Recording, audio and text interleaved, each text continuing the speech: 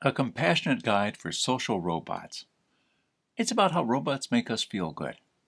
It's by this Dutch guy. His name is Marcel Heerink. I hope I'm pronouncing that right. Anyway, A Compassionate Guide for Social Robots.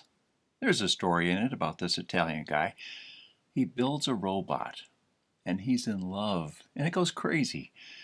Of course, it's just a story. But you know what you do when you read a story, or when you watch a movie? You go along with it. It's called suspension of disbelief. So that's what you do. You suspend your disbelief. And it's a great thing we can do that.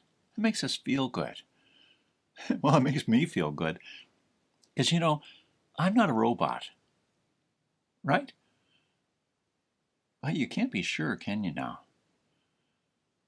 But I'm not. Really.